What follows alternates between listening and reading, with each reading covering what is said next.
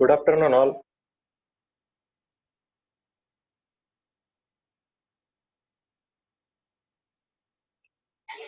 Afternoon, sir. Good afternoon, sir. Can you see the screen, PPT? Yes, sir.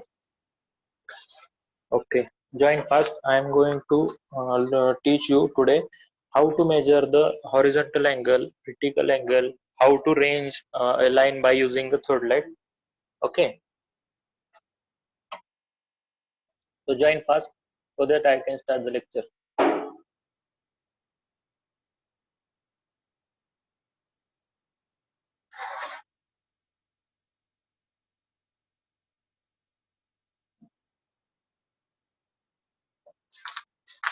So I will just recall the temporary adjustment of the theodolite. I will recall this because this is directly asked in exam.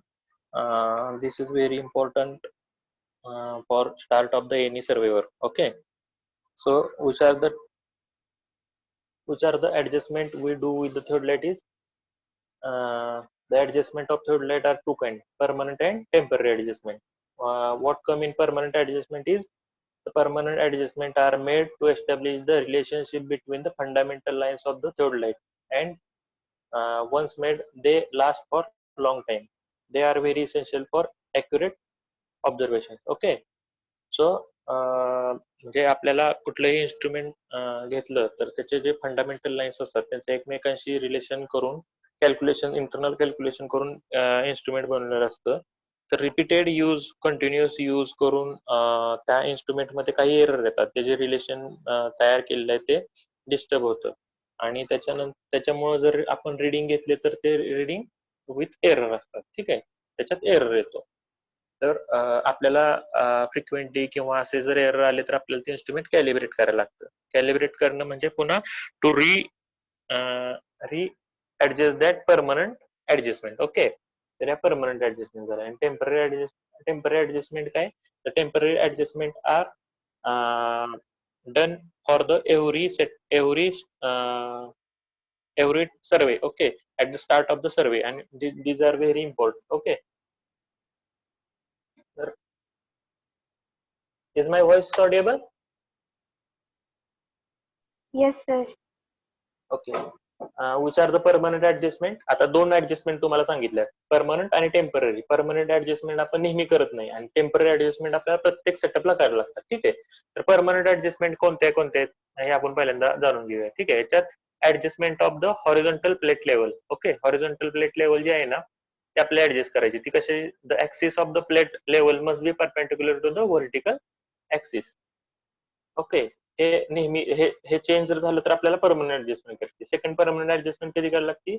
If the कॉलिमिनेशन adjustment ती करण्यासाठी. तर याच्यात काय? The line of collimation should be coincide with the axis of the telescope and the axis of the objective slide and should be at right angles to the horizontal axis. ठीक आहे, ही second adjustment. Third कुठली आहे? Horizontal axis adjustment. याच्यात काय? The horizontal axis adjustment, the horizontal axis must be perpendicular to the vertical axis. Horizontal axis हा vertical axis ला perpendicular नसेल तरी आपल्याला हे ऍडजस्टमेंट करायला लागतं. ठीक आहे, then adjustment of the telescope level और अल्टिट्यूड प्लेट लेवल. ठीक आहे, तर ह्याच्यात काय? The axis of the telescope level और the altitude level must be parallel to the line of collimation. ती कशासाठी? तर रिडिंग घेताना तुमचं इन्स्ट्रुमेंट जे आहे ना ते परफेक्टली लेवल पाहिजे. ठीक आहे, त्यासाठी जे लेवल ट्यूब्स आहेत ना ते एकदम हॉरिझॉन्टल पाहिजेत. ठीक आहे, त्यासाठी असते. त्यानंतरची कुठली परमनंट ऍडजस्टमेंट आहे? Vertical circle index adjustment. याच्यात काय? The vertical circle vernier must be zero when the line of collimation is horizontal. बरोबर का? जेव्हा तुम्हाला व्हर्टिकल अँगल मेजर करायचा आहे तेव्हा तुमचा व्हर्टिकल सर्कलवरचं रिडिंग झिरो पाहिजे. ठीक आहे, जेव्हा तुम्ही हॉरिझॉन्टल लेवलिंग करता त्याच्यानंतर रिडिंग झिरो आलं पाहिजे. बरोबर, लेवल जर तुम्ही लेवल केले इन्स्ट्रुमेंट तर बाय डिफॉल्ट रिडिंग झिरो आलं पाहिजे व्हर्टिकल सर्कलवर. ओके, ते नसेल तरी आपल्याला परमनंट ऍडजस्टमेंट करायला लागतात. आता we come to the temporary adjustment. आता टेम्पररी ऍडजस्टमेंट हे मागच्या लेक्चरला तुम्हाला मी एक्सप्लेन केले, तर अजून एकदा एक्सप्लेन करतो. टेम्पररी ऍडजस्टमेंट मध्ये काय? The temporary adjustment are made at each setup of the instrument before we start of the taking of the observation of the with the instrument. Okay, तर याच्यात कुठले? सेंटरिंग, लेवलिंग, फोकसिंग हे तीन main temporary adjustment आहे. ठीक आहे. तर ह्याच्यात काय सेटिंग ऑफ द स्टेशन ही सगळ्यात पहिली temporary adjustment means you just fix the instrument over the tripod stand. Okay. आणि centring of the instrument over the station mark by the plumb bob, appropriate leveling with the help of tripod leg. For this, first of all, you go on the point where you want to fix the instrument. You just take the tripod stand, keep on that location. Okay. Then you will fix the third light instrument with the wing nut on the tripod stand. Okay. And you just roughly make the leveling of this instrument, and also you will roughly make the leveling of the instrument, also the centering of the instrument with the help of plumb bob. Plumb bob वापरून आपण काय करणार, तर centre पासून इन्स्ट्रुमेंटचा plum Bob आपण खाली सोडणार. ठीक आहे. आणि प्लम बॉब चा जो सेंटर आहे ना, तो बरोबर आपल्या पॉइंटवर आला पाहिजे, तेव्हा तुमचं लेवलिंग हे सेंटरिंग एक्झॅक्ट झालेलं आहे. ठीक आहे. हे झालं centring. Centring is done with the help of plumb bob. Okay. आणि अप्रॉक्सिमेट लेवलिंग कसं करणार, the approximate levelling is done with slightly moving the legs inside or outside or horizontal, clockwise or anti-clockwise, so that rough leveling of the instrument is carried out. Okay. त्याच्यानंतर काय, तर exact leveling of the instrument. ठीक आहे. तर after the centering of the approximate level, after centering and approximate leveling, the accurate leveling of is done with the help of foot screw. Okay. Foot screw and with the reference of the plate levels. Okay. Foot screw आणि bubble tube जे आहे ना, त्याचा उपयोग करून आपण levelling करणार. The levelling of the instrument by the plate level depend upon the whether the instrument has 3 levelling screw और 4 लेवलिंग स्क्रू. आता लास्ट लेक्चरला I told you the operation how to level instrument by the 3 foot screw. तर काही नवीन instrument जे आले ना, त्याच्यात 4 फूट screw आहे. ठीक आहे. तर 4 फूट स्क्रूची पण सेम प्रोसिजर आहे for levelling of the instrument. Okay. तर मी 3/4 स्क्रूचं तुम्हाला अजून एकदा सांगतो.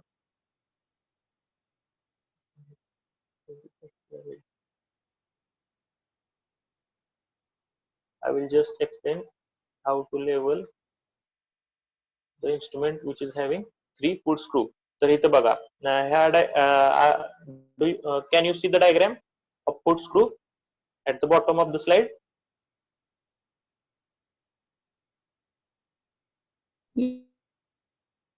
Yes, sir.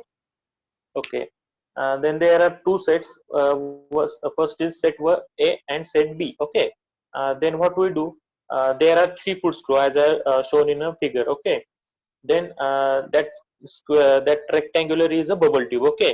On that bubble tube we see the bubble that should come on the center for the leveling operation of the instrument. Okay. Then first of all we will make the level tube exactly parallel with the 2 foot screw. Any 2 foot screw. In this figure we have taken foot screw A and foot screw B. Okay. We have made this bubble tube parallel to the foot screw A and B. Okay. Then simultaneously moving the 2 foot screw inward or outward. Okay.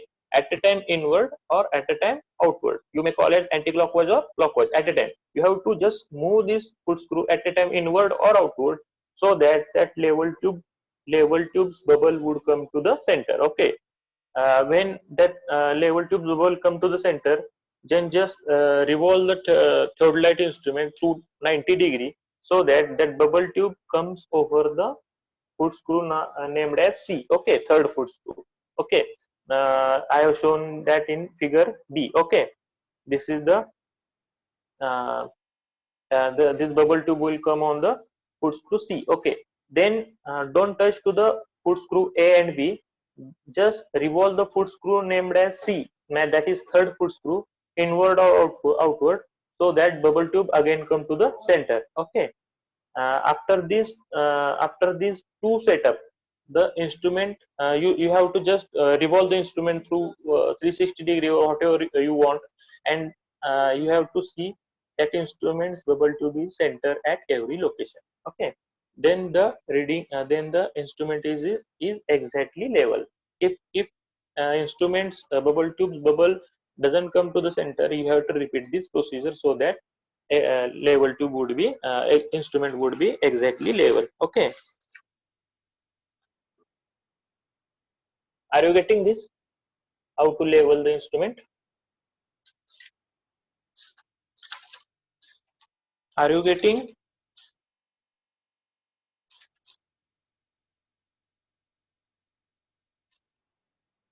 What I am asking?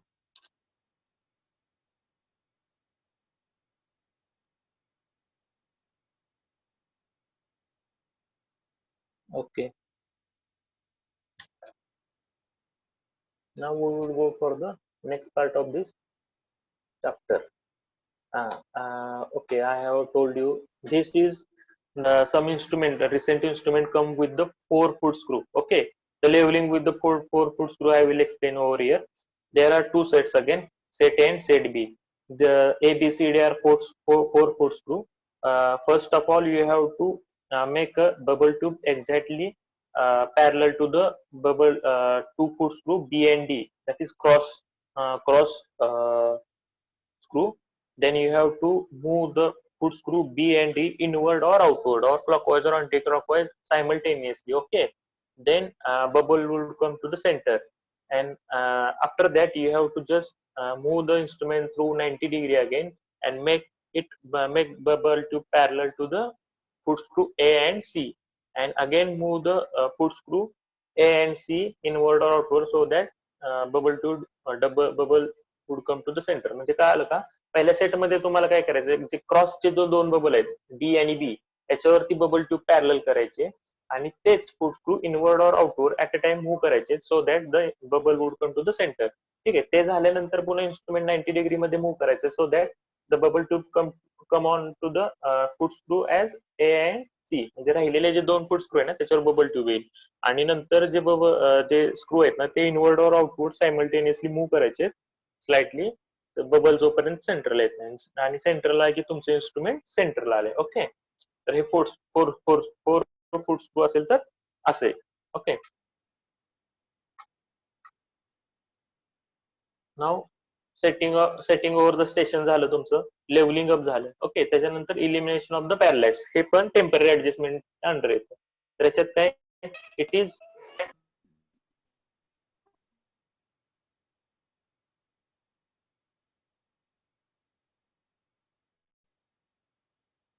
okay, elimination of the parallax. It is arised when the image is formed by the objective is not in the plane of the crosshair. Parallax is eliminated in 2 steps. तर elimination कधी parallax कसं असतं, जेव्हा आपण एक minute मी तुम्हाला video दाखवतो.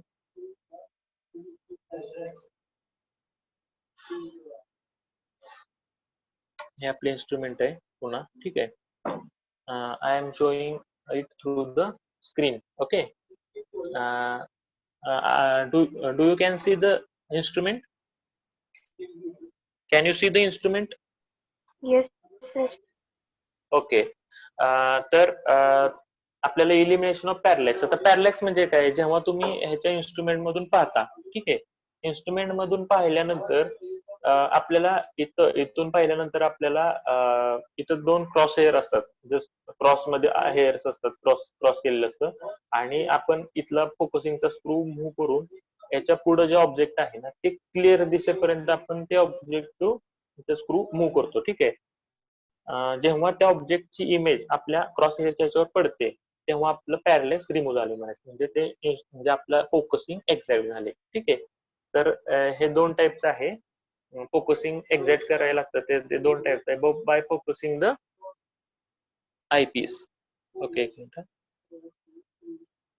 तर हे दोन टाइप्स आहे, bye focusing the eyepiece and bye focusing the objective. तर आयपीस हे कसं करणार, to focus the eyepiece for distinct visions of the crosshair, hold a sheet of white paper in front of the objective and move the eyepiece in and out till the crosshair are seen sharp and distinct. म्हणजे सगळ्यात पहिल्यांदा eyepiece जेव्हा तुम्हाला focus करायचं तेव्हा या इन्स्ट्रुमेंटच्या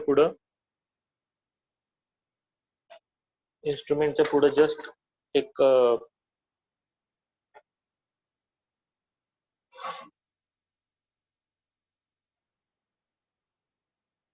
इन्स्ट्रुमेंटच्या पुढं असं एक जस्ट तुम्ही पेपर धरणार.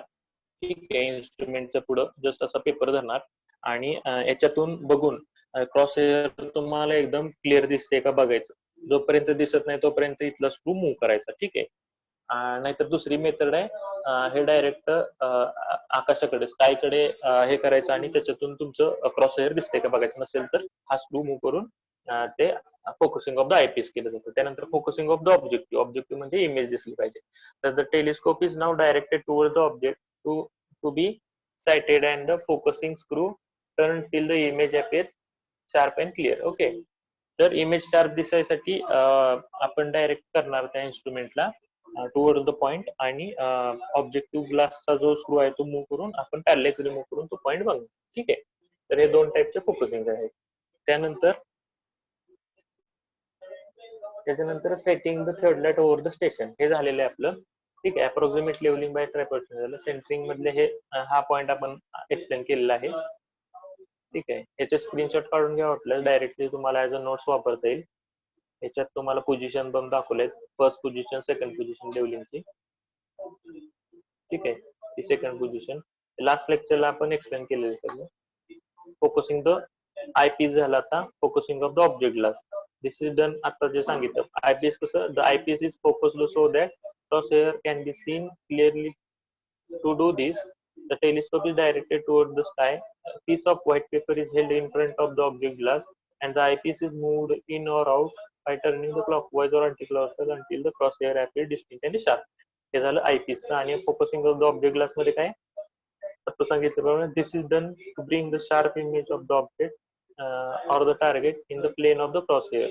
ठीक आहे, and to eliminate the parallax. म्हणजे थोडक्यात तुमची जी ऑब्जेक्ट आहे ते क्लिअर दिसलं पाहिजे. Okay, to do this the telescope is directed toward the object or the target and the focusing screw is turned clockwise or anti-clockwise. तर focusing screw move करता. ठीक आहे, मूव्ह करायचा आपण. आणि until the image appears clear and sharp, there is no relative movement between the image and crosshair.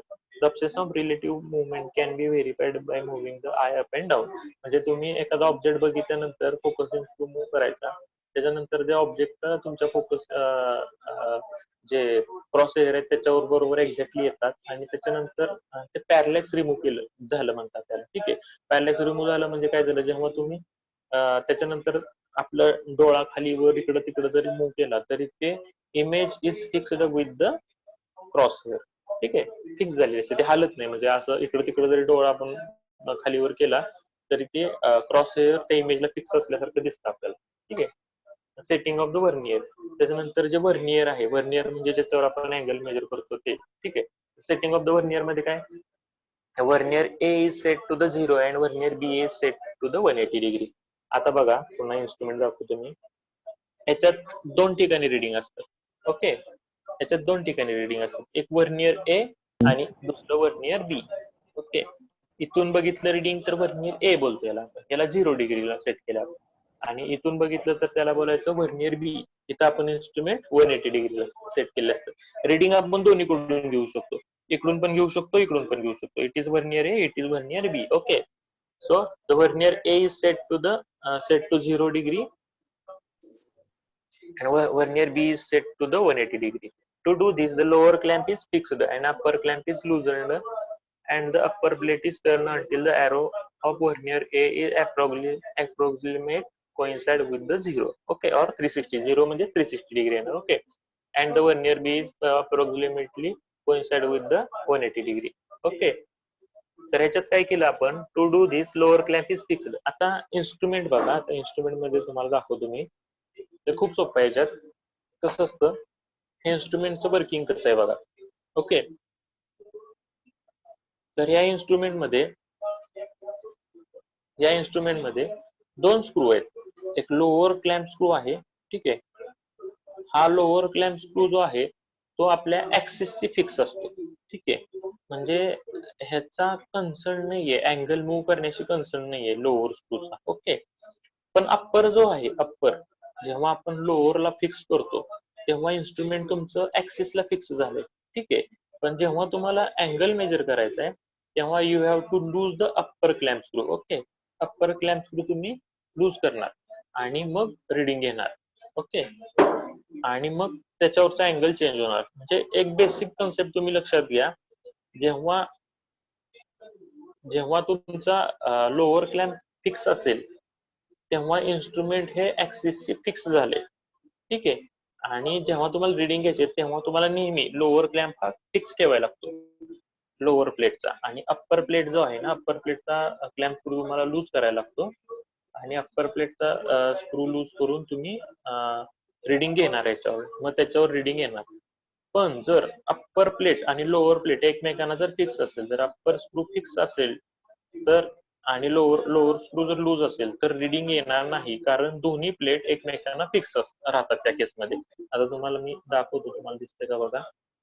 आता या केसमध्ये आता मी लोअर जो स्क्रू आहे ना तो लूज केलाय आणि अप्पर तो टाईट केलाय. ठीक आहे.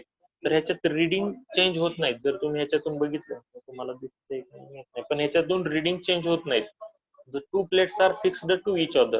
ठीक आहे. त्यामुळं तुम्ही किती जरी फिरवलं तर जी रिडिंग फिक्स आहे ना ती हाय अशीच राहणार.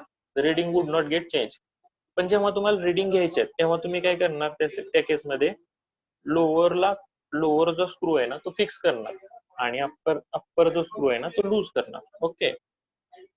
अप्पर स्क्रू लूज करणार. अप्पर स्क्रू लूज केला की आता बघा इथं काय झालं, तर खालची प्लेट फिक्स राहिली तर वरची प्लेट फिरते. वरची प्लेट जे आहे ना ती आपल्याला रिडिंग देते. ठीक आहे. म्हणजे लोअरचा जो आहे ना तो स्क्रू तुम्ही फिक्स करणार आणि अप्पर प्लेटचा जो क्लॅम्प स्क्रू आहे तो लूज करणार, so that to get the reading. आणि प्रत्येक ह्याला पुन्हा नंतर टँजंट स्क्रू दिलेला आहे. टँजंट स्क्रूने आपण प्रिसाइज मेजरिंग करतो. त्यामुळे जास्त कन्फ्युज होऊ नका. जेव्हा तुम्हाला रिडिंग घ्यायचे तेव्हा तुम्ही लोअर फिक्स ठेवणार आणि अप्पर लूज करून रिडिंग घेणार. ठीक आहे. अप्पर लूज करून मूव्ह करणार. जो पॉईंट बायसेट करायचा त्याला टाईट करणार, तिथं बायसेट करून अप्पर टाईट करणार आणि रिडिंग घेणार. आणि जेव्हा तुम्हाला रिडिंग फिक्स ठेवायचे आहे त्याच, तेव्हा तुम्ही अप्पर टाईट करणार आणि लोअर लूज करून रिडिंग म्हणजे व्हर्नियर फिरवलं ना त्या रिडिंग ज्या आहेत त्याच राहतात. ओके. तर आता बघा सेटिंग ऑफ द व्हर्नियर, म्हणजे आता हे मी तुम्हाला पुढचं सांगितलं. सेटिंग ऑफ द व्हर्नियर मध्ये काय, त्याच्यात जे दोन रीड आहेत ए आणि बी, ए 0 ला फिक्स करायचं आणि बी 180 डिग्री करायचं. तर to do this lower clamp is fix. म्हणजे सगळ्यात पहिल्यांदा लोअर क्लॅम्प फिक्स करायचा, अप्पर लूज करायचा. जो काय तिथं आता जो अँगल दिसतोय तो मूव्ह करून अप्पर लूज केल्यानंतर ए 0 ला आणि बी 180 डिग्रीला न्यायचा आणि अप्पर टाईट करायचा. असं केलं की ते बरोबर रिडिंग अप्परचे ए ला 0 आणि बी ला 180 डिग्री येणार. ठीक आहे.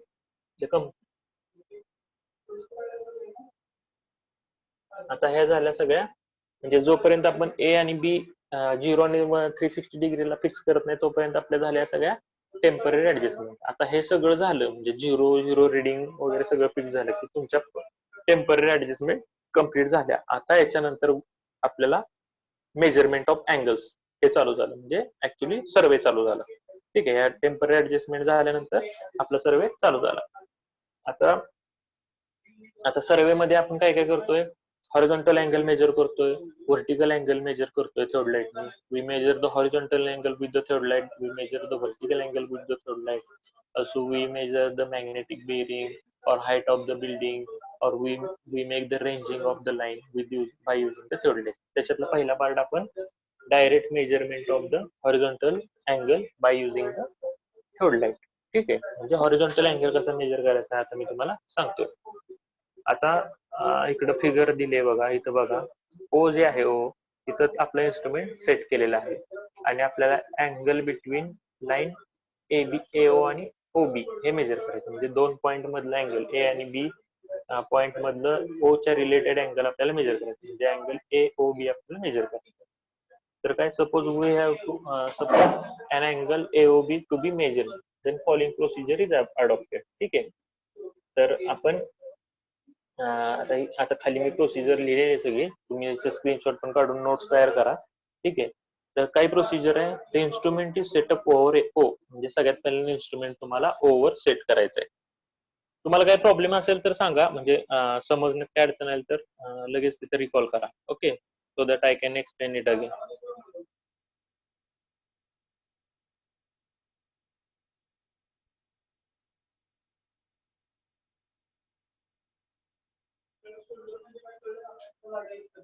Okay, then the instrument is setup over O, म्हणजे ओ जो पॉइंट आहे ना त्याच्यावर आपण इन्स्ट्रुमेंट सेट करणार. तर आपल्या सगळ्या टेम्पररी ऍडजस्टमेंट, लेवलिंग, सेंटरिंग वगैरे सगळे तिथे करणार. इन्स्ट्रुमेंट 0 ला फिक्स करणार.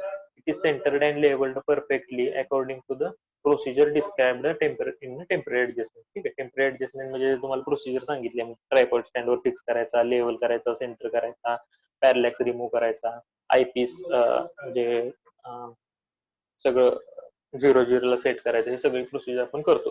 ठीक आहे. Suppose the instrument was initially on the face left position. आता फेस लेफ्ट म्हणजे मागच्या वेळेस तुम्हाला सांगितलंय जे व्हर्टिकल सर्कल आहे ते माझ्या म्हणजे सर्वेअरच्या लेफ्ट साइड. ठीक आहे. ओके, त्याच्यानंतर काय, the lower clamp is kept fixed. आता काय करायचंय, आता बघा इथून सगळं महत्वाचं चालू झालं. The lower clamp is kept fixed. आता लोअर क्लॅम्प फिक्स केला म्हणजे काय झालं, तुमचं इन्स्ट्रुमेंट ऍक्सिसशी फिक्स झालं. ठीक आहे, लक्षात घ्या, म्हणजे तुमचं इन्स्ट्रुमेंट मूव्ह होणार नाही. ठीक आहे, जोपर्यंत तुम्ही अप्पर क्लॅम्प लूज करत नाही. ठीक आहे. The lower clamp is kept fixed, the upper clamp is loosened. आता काय केलं, लोअर फिक्स केलं आणि अप्पर क्लॅम्प लूज केलं, म्हणजे तुमचं इन्स्ट्रुमेंट मूव्ह झालं तर तुमची रिडिंग येणार. ओके, अप्परचा लूज केलं त्यामुळे जर तुम्ही मूव्ह केलं तर रिडिंग यायला चालू होणार. And turning the telescope clockwise vernier A is set to the 0. ठीक आहे, म्हणजे टेम्पररी ऍडजस्टमेंटलाच म्हणजे तुम्हाला सांगितलंय, पुन्हा व्हर्नियर ए 0 ला फिक्स केला, व्हर्नियर बी 180 ला फिक्स केला. म्हणजे 0 रिडिंग थोडक्यात फिक्स केलं. तुम्ही एक काय ते लक्षात घ्या, व्हर्नियर ए किंवा व्हर्नियर बी हे दोन्ही सेमच रिडिंग घेणार आहेत, पण आपण कसं इन्स्ट्रुमेंटच्या एरर वगैरे जर असेल तर आपण व्हर्नियर ए आणि बी दोन्हीची रिडिंग घेतो आणि त्याची नंतर ऍव्हरेज काढतो. ठीक आहे, व्हर्नियर ए फक्त रिडिंग घेतली आणि व्हर्नियर बी घेतली तर रिडिंग तेवढीच येणार आहेत, पण इन्स्ट्रुमेंट मध्ये एरर असतो त्यामुळे आपण सेपर साईडला दोन्ही रिडिंग घेतो आणि त्याची नंतर त्याची ऍव्हरेज काढतो. ठीक आहे, त्यामुळे तुम्ही कन्फ्युज होऊ नका की what is vernier A what is vernier B याचं कन्फ्युज होऊ नका, दोन्ही रिडिंगच देणार आहेत, पण एरर रिमूव्ह करायसाठी आपल्याला दोघांची रिडिंग घ्यायची. Okay, so vernier A is set to the 0. जेव्हा आपण व्हर्नियर ए 0 ला सेट केलं असतं तेव्हा व्हर्नियर बी बाय डिफॉल्ट 180 ला जातो. म्हणजे तुम्हाला असं वेगळं काही करायचं नसतं. व्हर्नियर ए 0 केला तर बी कसं करायचं, तर बी बाय डिफॉल्ट 180 ला फिक्स होतच असतो. ठीक आहे, पण ते आपल्याला दोन्ही रिडिंग घ्यायचे असतात एरर रिमूव्ह करायसाठी, त्यामुळे ते ऍट अ टाइम आपल्याला रिडिंग घ्यायचे म्हणून ते दिलेलं आहे. ओके, आता काय करायचं, the upper clamp is Titan.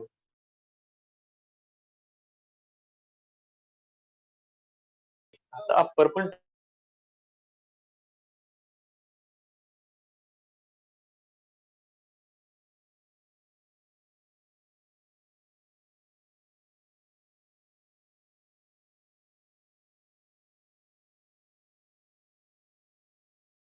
एक डिग्रीला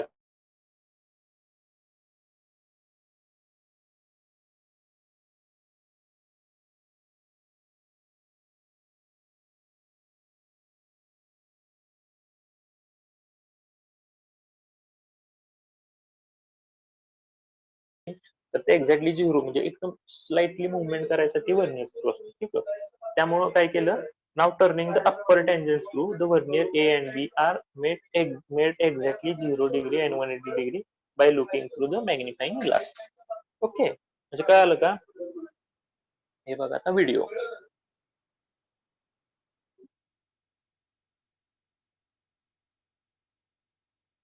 ओके, तर इन्स्ट्रुमेंट सगळं फिक्स केलं, सगळं झालं. सगळ्यात पहिल्यांदा लोअर जो आहे, लोअर प्लेट, लोअर जो स्क्रू आहे, लोअर क्लॅम्प स्क्रू फिक्स करायचा. ओके, लोअर क्लॅम्प स्क्रू आहे तो फिक्स करायचा. त्याच्यानंतर काय करायचं, ह्याच्यातून बघायचं. ठीक आहे, ह्याच्यातून बघायचं आणि इन्स्ट्रुमेंट मूव्ह करून ह्याच्यानंतर बघून इन्स्ट्रुमेंट जे मूव्ह करून ए आणि बी, ए 0 डिग्रीला आणि बी 180 डिग्रीला फिक्स करायचं. म्हणजे ए 0 ला केलं की बी बाय डिफॉल्ट 180 ला जाते, ते जाऊन फिक्स करायचं. आणि हा जो आहे upper screw, okay, upper screw tight करायचा. अप्पर स्क्रू टाईट केल्यानंतर तुम्हाला असं दिसेल की ए एक्झॅक्ट 0 नसतो, तो 1 डिग्री 2 डिग्री किंवा असं त्याच्या आसपास असतो. तर त्याचा जो टँजन स्क्रू आहे ना, टँजन स्क्रू मूव्ह करून, टँजन स्क्रू तिथंच असतो, टँजन स्क्रू मूव्ह करून ते एक्झॅक्टली 0 आणि 180 डिग्रीला फिक्स केलं.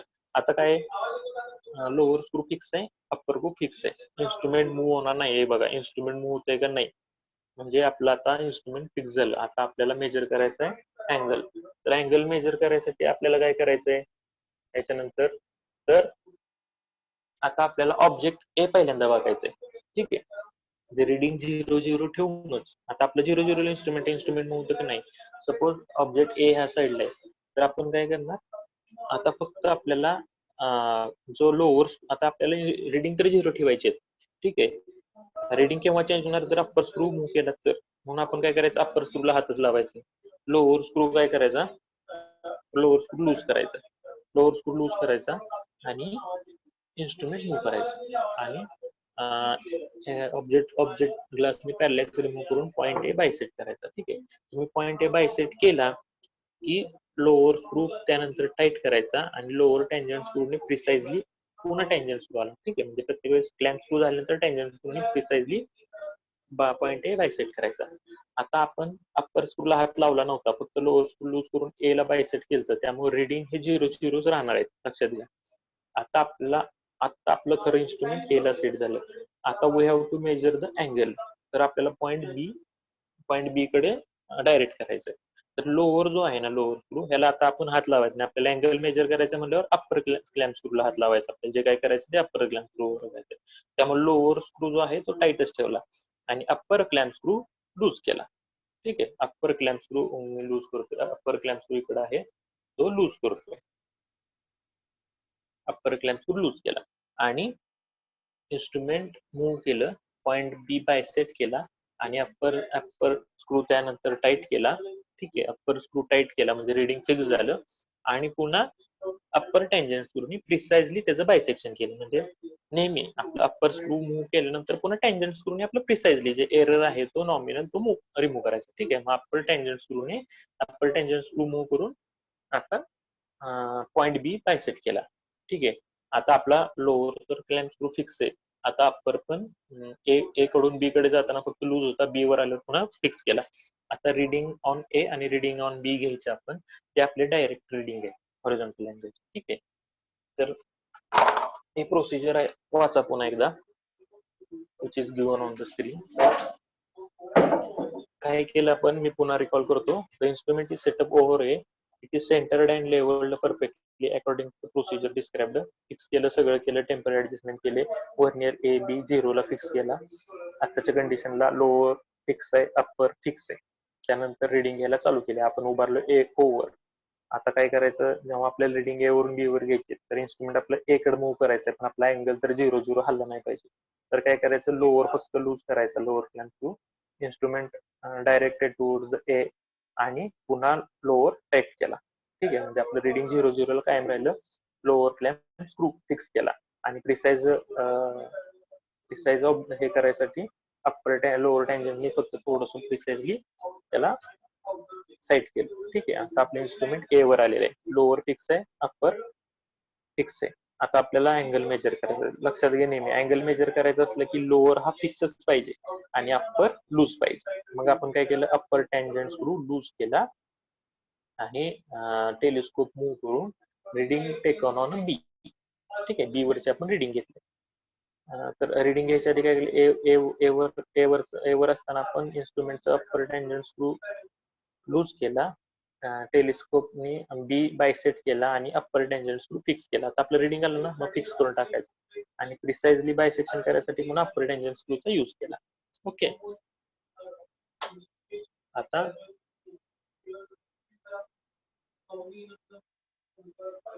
आता तीच प्रोसिजर इथे दिली आपण. The upper tangent screw is tightly fixed, the lower one is loosened, and telescope is directed to the left hand object. The ranging rod at A is bisected. आता English मध्ये म्हणजे A is bisected approximately by the proper focusing of the telescope and eliminating the parallax. Parallax आपण नेहमी remove करतो, म्हणजे proper focusing झालं. The lower clamp is tightened, त्यानंतर lower clamp Titan केलं and by turning the lower tangent screw precisely accurately bisected, okay. त्यानंतर काय केलं, तर लोअर क्लॅम्प इज फिक्स्ड, हा, ठीक आहे. म्हणजे अँगल कसा मेजर केला, पण upper clamp is loosen, upper clamp loose केला. Telescope is turn clockwise to the approximately bisect the ranging rod at B ला बायसेक्ट केला आणि त्यानंतर अप्पर क्लॅम्प इज टायटन, म्हणजे अप्पर क्लॅम्प टाईट केला आणि त्यानंतर अप्पर टँजंट स्क्रूने प्रिसाइज बायसेक्टिंग केलं, ठीक आहे. आणि त्याच्यानंतर reading on the vernier A and B are noted, ठीक आहे. म्हणजे नेहमीप्रमाणे पुन्हा reading on A and reading on B note केले. The vernier A gives the angle directly, ठीक आहे. व्हर्नियर ए वर 0 to 30 डिग्री 40 डिग्री जे असेल ते डायरेक्ट रिडिंग येईल. व्हर्नियर बी हा 180 डिग्रीला असतो, त्यामुळे त्याच्यात पण 30 डिग्री ज्यात ए जेवढे ए मध्ये ऍड झाले तेवढे तिकडे 180 मध्ये ऍड होणार. ठीक आहे, ते आपल्याला बी वरचे रिडिंग येणार. फेस ऑफ द इन्स्ट्रुमेंट हे झालं आपलं रिडिंग घेतलं. मग आता आपण हे रिडिंग आपण फेस लेफ्टने घेतले, म्हणजे इन्स्ट्रुमेंट फेस हे जे आहे सर्कल हे लेफ्टला ठेवून आपण रिडिंग घेतले. आता सेम असं आता एरर असतात त्यांच्यात इन्स्ट्रुमेंट मध्ये. आपण काय करणार, हे जे सर्कल आहे हे लेफ्टचं आपण राईटला घेऊन रिडिंग घेणार. ही प्रोसिजर आहे, म्हणजे एकदा लेफ्ट फेसचे रिडिंग घ्यायचे असतात आणि पुन्हा एकदा राईट फेसने रिडिंग. मग लेफ्टचे झाल्यावर आपल्याला राईटचे घ्यायचे असल्यावर काय करणार, आपण फक्त हे एकदा टेलिस्कोप ट्रान्झिट करणार आणि पुन्हा स्विंग करणार. हे आलं राईट साइड. ओके, काय केलं बघितलं का, टेलिस्कोप ट्रान्झिट केला आणि स्विंग केला म्हणजे हे आलं राईट साइडला. सेम प्रोसिजर अशा सेटअपनी करणार आपण. ठीक आहे, so that we get the reading. हे दोन रिडिंग घेऊन त्यानंतर आपण असं टेबल बनवणार. हे बघा इथे टेबल दाखवलाय, आपण असं टेबल बनवणार, याच्यात आपली रिडिंग नीट समजून घ्या. टेबल आता काय स्टेशन पॉइंट एक दिलेलं आहे, ऑब्जेक्ट कुठं ठेवलाय ते दिले, अँगल एओबी आपल्याला मेजर करायचंय. आता सगळ्यात पहिल्यांदा इथं तुम्ही सगळं पूर्ण टेबल आधी बघू नका, इथं फक्त फेस लेफ्ट. ठीक आहे, म्हणजे पहिल्यांदा आपण फेस लेफ्टने घेतले सगळे रिडिंग, त्याच्यानंतर फेस राईटने घेतले, हे फेस लेफ्टचे हे फेस राईटचे आणि त्याची पुन्हा एव्हरेज काढली, हा आपला आला अँगल. ओके, तर what happen in face left मध्ये रिडिंग ऑन ए 0 ठेवलेला आपण, तेव्हा बाय डिफॉल्ट रिडिंग ऑन बी काय असणार 180. ठीक आहे, म्हणजे रिडिंग ऑन ए सगळ्यात स्टार्टला रिडिंग घ्यायची आधी 0, रिडिंग ऑन बी त्यावेळेस काय असणार बाय डिफॉल्ट 180 डिग्री. ओके, त्यानंतर आपण ए मूव्ह केला, ए कडून आपण बी कडे गेलो. ठीक आहे, मग रिडिंग ऑन ए काय झालं, समजा 30 डिग्री 20 सेकंद आणि 20 मिनिट 20 सेकंद रिडिंग आलं ए, त्यावेळेस बी मध्ये पण बाय डिफॉल्ट एवढीच इन्क्रीज होणार एवढा. ठीक आहे, मग 180 प्लस 30 किती झालं 210, म्हणजे 210 डिग्री 20 मिनिट 40 सेकंद रिडिंग आलं समजा. ठीक आहे, तर हे रिडिंग आलं आपलं, तर आपलं हे व्हर्नियरचं रिडिंग आलं. तर अँगल काय झाला, angle what is the angle difference of this two, म्हणजे 30 degree 20 minute and 20 second minus 0 degree हे आलं, आणि ह्या दोघांचा डिफरन्स इथं दिला, आणि ह्या दोघांची ऍव्हरेज म्हणजे हा अँगल झाला. ओके, तर फेस लेफ्ट मध्ये हे झालं, आणि फेस राईट मध्ये सेम. फेस राईट करताना पुन्हा 0 आणि 180 ला फिक्स केलं. फेस राईटला पुन्हा ए वरचं रिडिंग एवढं आलं, बी वरचं एवढं आलं, मग ह्या दोघांचा डिफरन्स इथं लिहिला, ह्या दोघांचा डिफरन्स इथं लिहिला. ठीक आहे, आणि ह्या दोघांची ऍव्हरेज इथं लिहिली. आता हे फेस लेफ्टचे रिडिंग, हे फेस राईटचे रिडिंग, ह्या दोघांचे ऍव्हरेज पुन्हा आपला final angle. This is 30 degree 20 minute and 30 second. Okay, are you getting?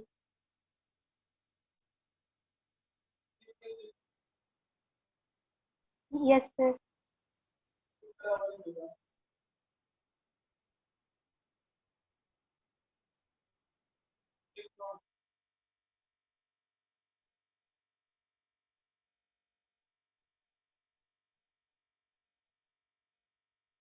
Are you getting the table, or should I explain once again to you?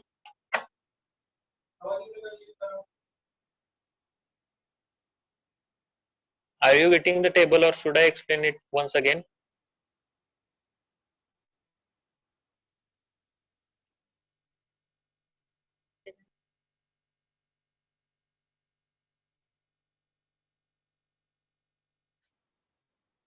Okay, Snehal Patil is saying that explain once again. I will explain it once again.